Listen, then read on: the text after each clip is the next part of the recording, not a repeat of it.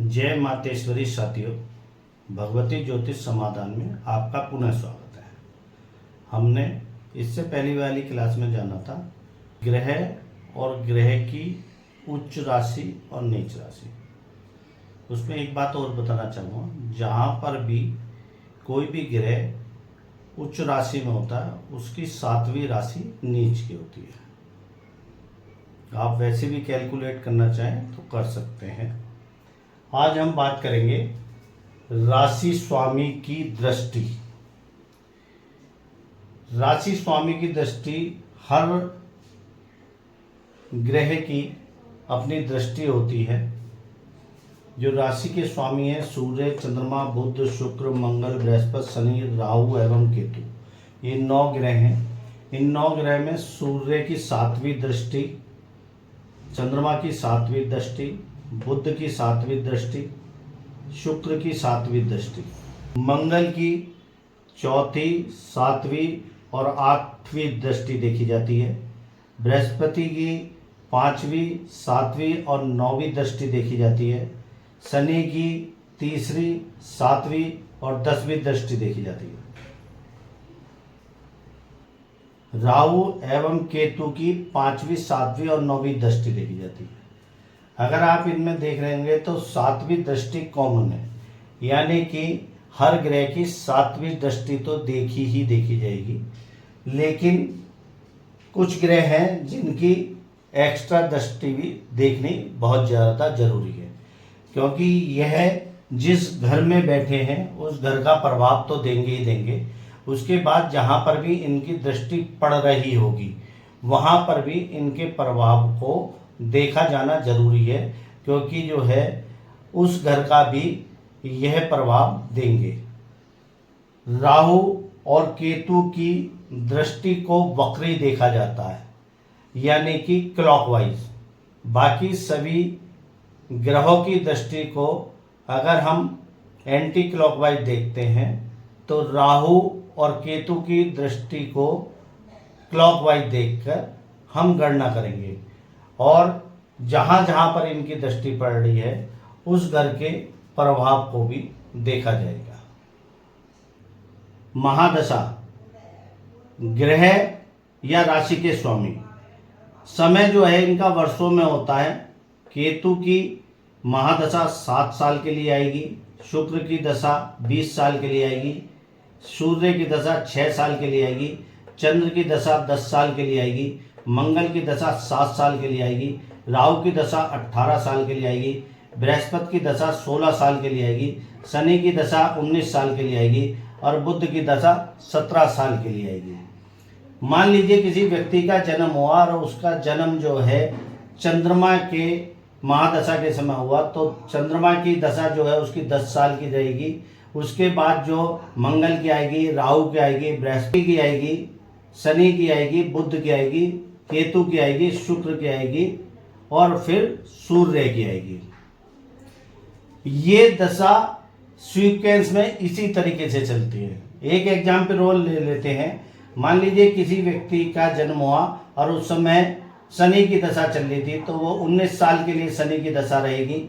उसके बाद बुध की महादशा आएगी, फिर केतु की महादशा आएगी, फिर शुक्र की महादशा आएगी, फिर सूर्य की आएगी, चंद्रमा की आएगी, मंगल की आएगी, राहु की आएगी और बृहस्पति की आएगी।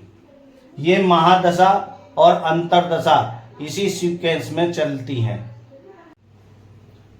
हर व्यक्ति के जीवन में महादशा के साथ साथ अंतरदशा भी चलती है।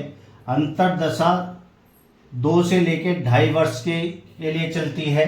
फिर चलती है प्रत्यांतर दशा, जो कि 2 से लेकर 2.5 महीने के लिए चलती है। फिर चलती है प्राण दशा। प्राण दशा आपकी 1 हफ्ते से लेके 2 हफ्ते तक की चलती है। फिर आती है सूक्ष्म दशा।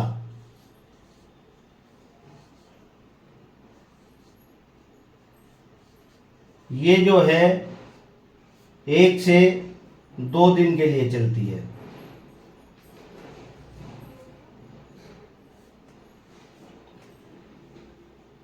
इन दशाओं के अनुसार ही आपने देखा होगा कि बहुत से व्यक्ति दिन का प्रेडिक्शन करते हैं, हफ्तों का प्रेडिक्शन करते हैं और महीने का प्रेडिक्शन करते हैं और साल का प्रेडिक्शन करते हैं।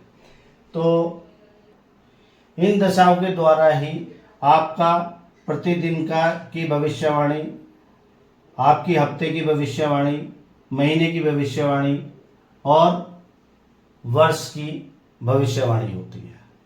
अब हम बात करते हैं भाव, घर और इनका क्या फल होता है।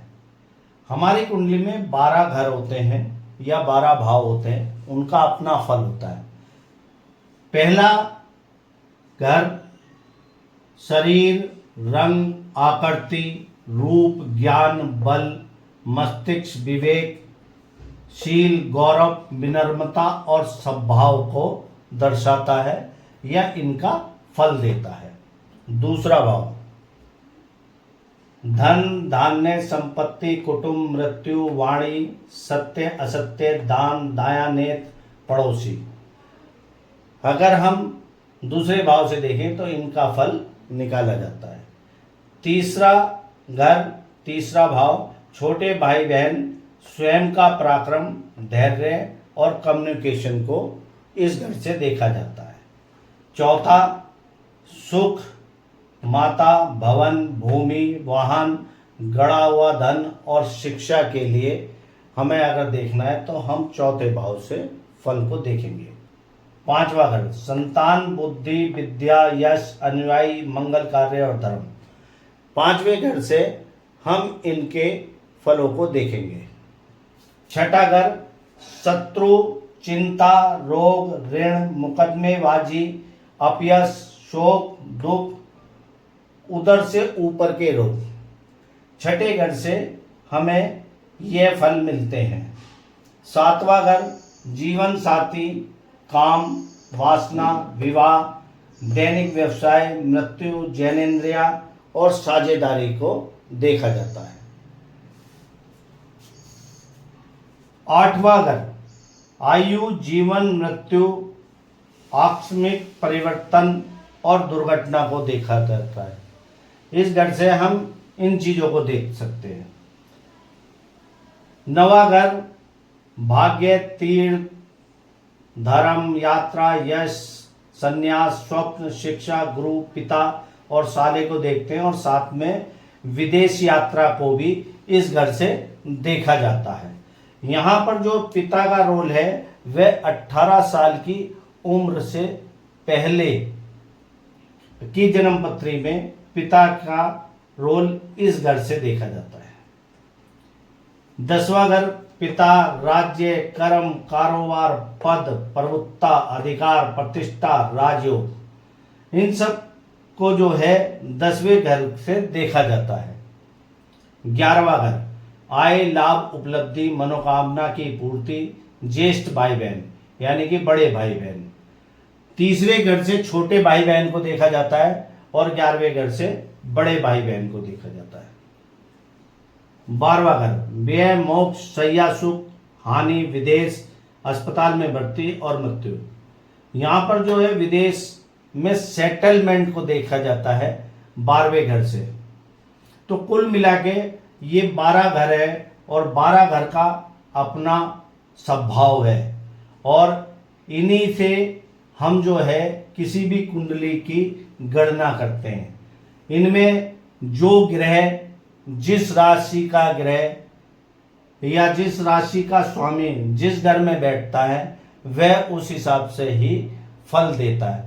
अगर वह शुभ है तो शुभ फल देगा और अशुभ है तो अशुभ फल देगा। आज हम अपनी क्लास को यहीं पर पूर्ण विराम देते हैं और मेरी आपसे रिक्वेस्ट है, अगर आपको मेरा पढ़ाया हुआ समझ में आ रहा हो, मेरी बात अच्छी लग रही हो तो मेरे चैनल को लाइक करें, सब्सक्राइब करें और बेल आइकन का बटन दबाएं। धन्यवाद।